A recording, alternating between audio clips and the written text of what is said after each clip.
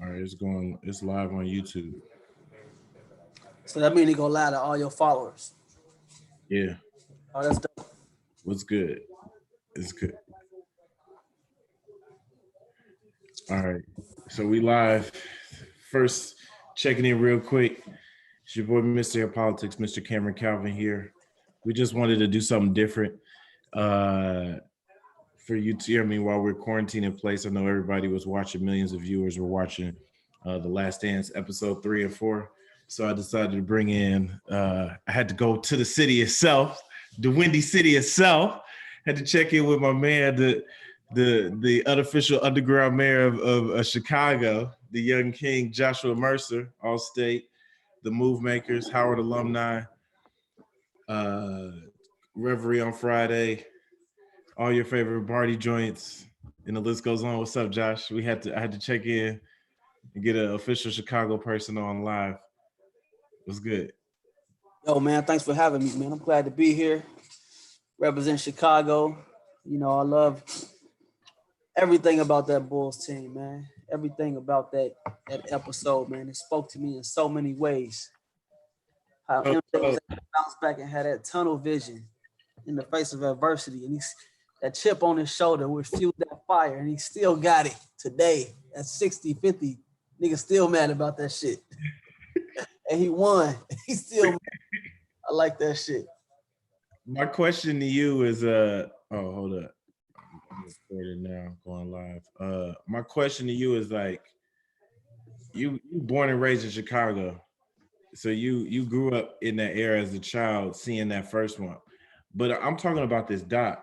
I thought this doc was about this season, and I feel like episode it's been jumping all over. It's basically telling like the whole run of the Chicago Michael Jordan Bulls. It's not really. It'll touch on this season, but then like they spend all the most episode 4 on the first championship, and then a little bit of episode 3 when they're talking about Dennis. What do you think about like how the doc has been structured now that you've seen a few more episodes?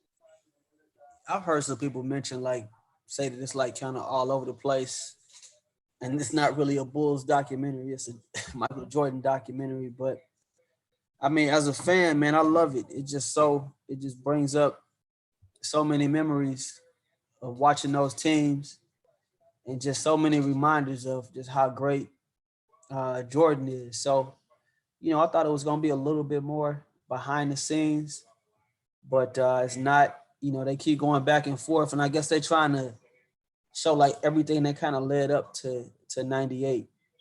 You know, I was thinking about that too. Like, I guess they're trying to use this as like Jordan's last major legacy documentary of like this is his overall impact. So specifically season 3, I mean episode 3, where they talked about Dennis Rodman. Did you learn anything? I consider myself to be a fan of basketball, and so I don't want to. I can't say I learned anything, but I will say that there is something to be said about you It- know about how Dennis was kind of able to just be 100 and be himself. He had a lot of demons inside. Sometimes you can see somebody winning, and on the surface, everything seems great. You like, man, I would love that life, and blah blah blah. But it's a lot that goes. that goes with it. No matter how much success you may have to the outside world.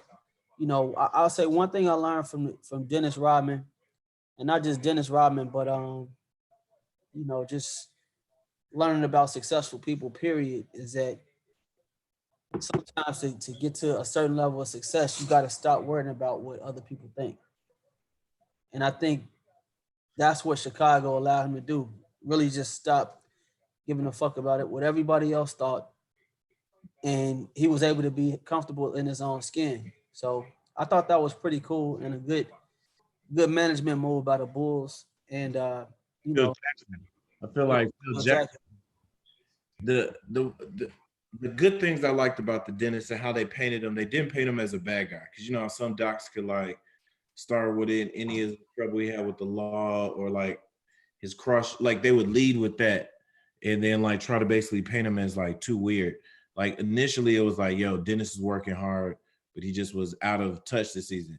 And the thing that this document, when it starts on The Last Dance, people got to remember, these fools just won 2 championships.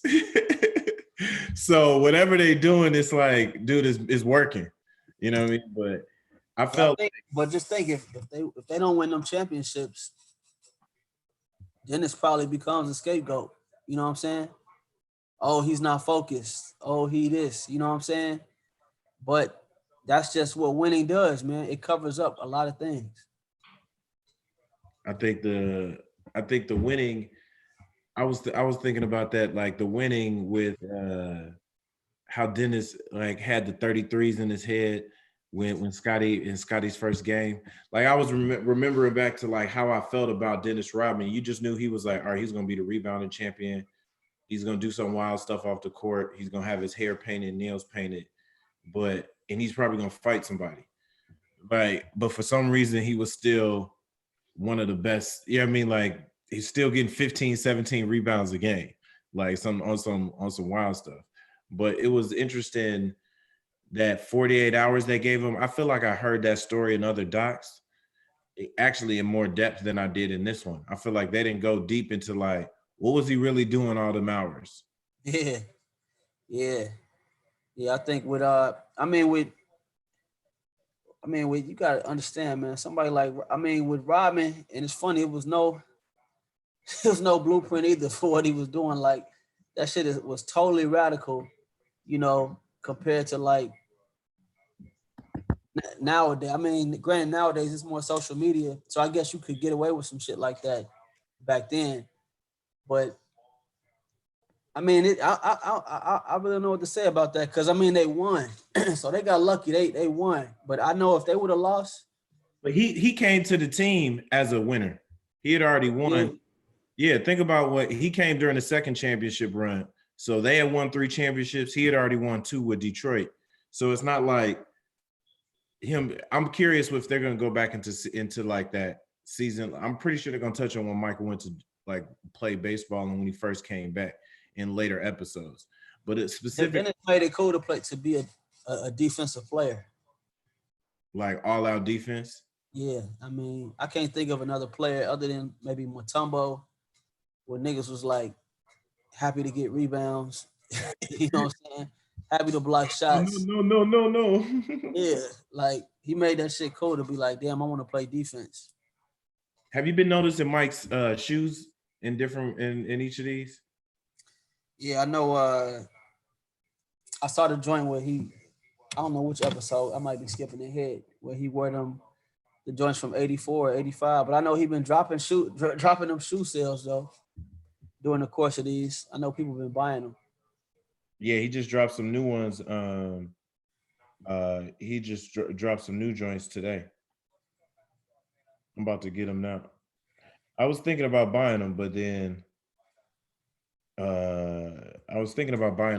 don't know, man. I feel like we shouldn't be buying sneakers right now. How much of them shoes? They're like $200. $200?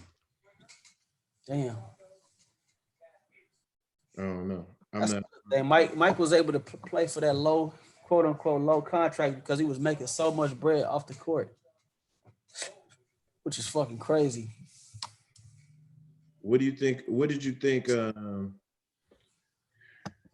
I'm curious about like the other team. I'm surprised they only I'm not surprised, but they only put stars in here. Like John Paxson might be the lowest level. John Paxson, Steve Kerr, and both because they've had additional careers and so forth to make them great. But think about like all the people they're not putting in, like outside of Craig Hodges. He hasn't been in this joint. Well, yeah, they're not gonna put him on there because he took that stance on not going to the White House or no. What he do? He gave George Bush that letter, yeah, helping black communities, and he got blackballed from the NBA after that. Yeah, I think it's I don't know. I thought it was kind of interesting, just how they've been building this up and painting it. I'm curious to what the next 2 episodes. Did you already watch those? Did you get the leak? Yeah, but I only watched up to episode 6. I ain't watched. You know it's coming next week. Yeah, but I was at work, so I didn't really get to get into it like that. Oh, so that was official? The Yeah, leak? all them shits was official. Yeah, I should have downloaded them and just kept them and watched them, but I didn't. Why? The link is gone now? Yeah, it's gone. You got to download them. You had like 20. You had like 48 hours to download them. I just watched. I just watched two, three, and four. I watched three and four, then like half of like five. But yeah, I mean, Mike, he's just a competitor. Like overboard, but like if you had an employee, like That was as good as his job as Mike is. nigga, you won't run your business for real. What did you think about did you see the time when they were did you notice when they were like having Jerry Krause dancing on the plane? Like I was after the first championship. I Yeah, was like, oh, so stuff used to be sweet with him. Then they just I don't know. yeah. I mean, it just sounds like Jerry Krause was doing the dirty work for the owner, so he was making sure people was on manageable salaries and getting the maximum out of them. But at the same time, he gave Mike some good pieces, man. He brought in Rodman, he brought in Phil Jackson, Tex Winter, Horace Grant, Scottie Pippen. He did his thing, but he wasn't trying to pay nobody.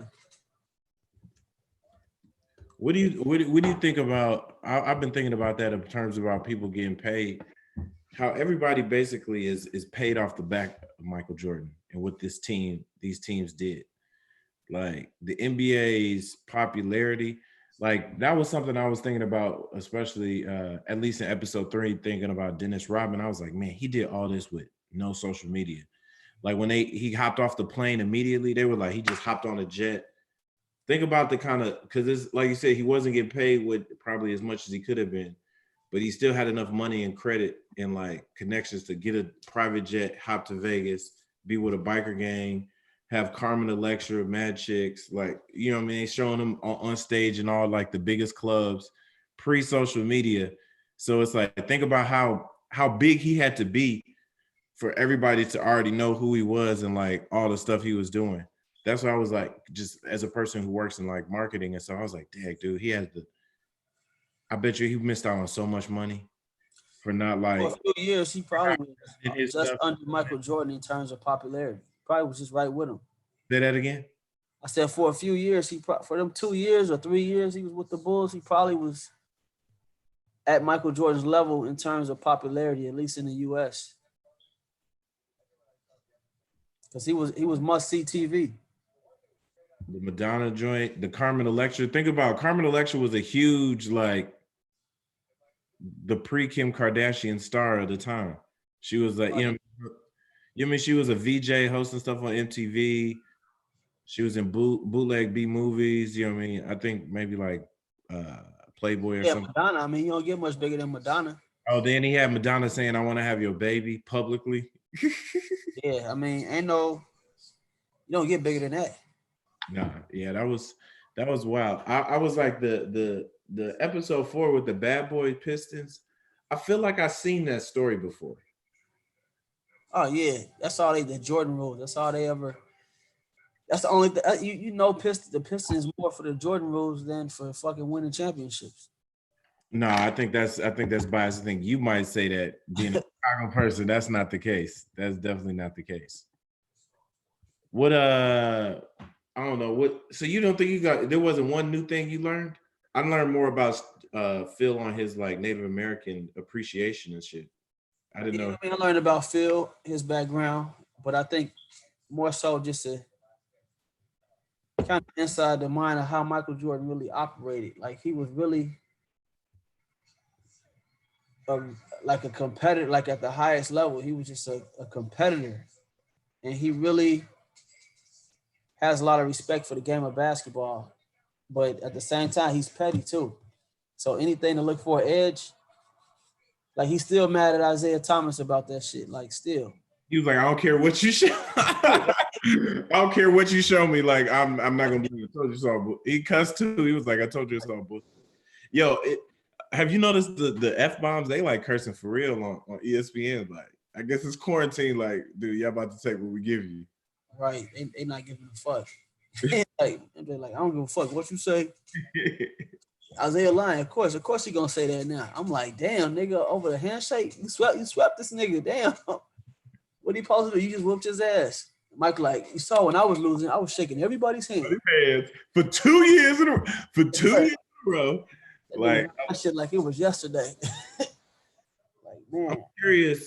I'm curious to look at the numbers because I was looking at the Twitter numbers and Twitter stuff. Like, it's still a trending topic, but it's not as high as it was last week.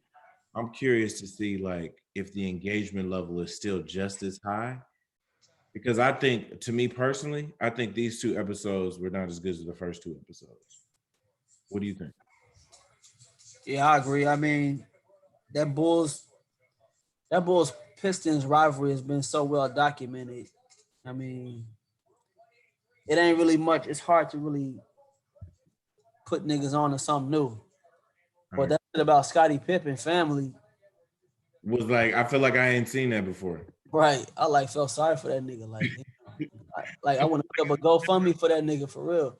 I feel like it wasn't like, it was never, the Scottie Pippen story had never been properly framed in like the context of like what his contract was. I think it's been documented, but it's like, you know how we're viewing culture, like if it wasn't in this one movie I watched, like be like Mike, like, you know what I mean, like the different movies, like if it wasn't documented in that, I'm not really thinking about it. So I think it being properly framed and like the rivalry had never been framed. But this one, I feel like I've seen deeper dives on Dennis Rodman. Like Dennis Rodman got 30 for 30. Like I've seen a deeper dive on him. That told me more wild stuff. Oh yeah, for And sure. I've seen, like you said, the Detroit Piston one has been well documented. So I'm curious. Yeah, and not 30 for 30, they made it seem like Robin was trying to commit suicide in that truck. In this Bulls thing, they just said, oh, he had a shotgun in the car with him. You know. Yeah, which is more reason why this whole thing is meant to set them up to like for the, it's highlighting the greatness. It's talking about some of the issues, but this is a highlight for greatness type of thing. So I don't know. Yeah, they was trying to be smart about it. They was trying to basically create a lot of news. They didn't see this whole COVID shit coming, so they was trying to basically, they was like, okay, LeBron gonna be in the finals.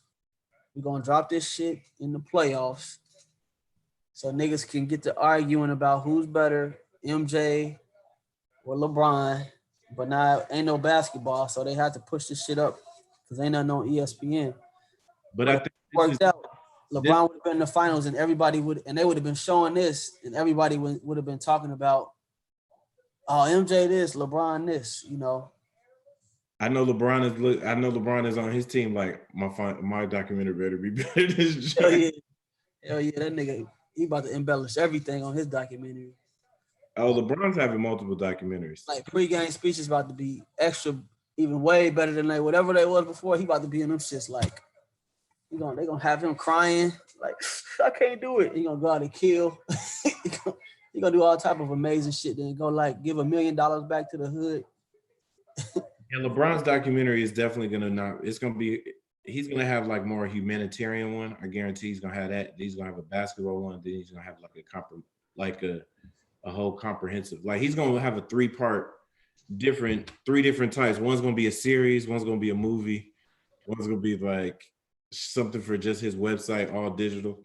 Like he owns a digital company, so Mike is still dependent on other people creating stuff for him. He's not like LeBron has a whole company focused on creating content. So he's only going to benefit from new creative ways to like continue to tell pieces or all of his story. So I think LeBron is set up to win, but I feel like that back and forth would have been cool, but I think this would have got drowned out by the NBA Finals, especially if it was like the Lakers. If it was like the Lakers versus Giannis, this would have got drowned out by the NBA Finals. Yeah, I think Mike. Or the Lakers versus Sixers. One thing about Mike is that you see is that he was pretty much allowed to just focus on basketball. Nah, I did you just see he was focused on basketball, like that Sniff squad, whatever it was called, like the Sniff brothers. like the people who like always were protecting him, like his security guard, like he was focused, but no, I feel like he had all the microphones in his face. Like Michael Jordan lived a different type of life back then. Now, Before, I mean, it's like with LeBron is he's not just focused on basketball. He's thinking about his legacy. He's thinking about his other businesses. I mean, Mike is focused on basketball and of course the shit that comes with basketball, but he's not. trying to build other businesses. That's what you're saying. Yeah, he just so happened that he got an amazing deal with Nike and that really pushed him over the top. But LeBron is being intentional about leveraging his brand.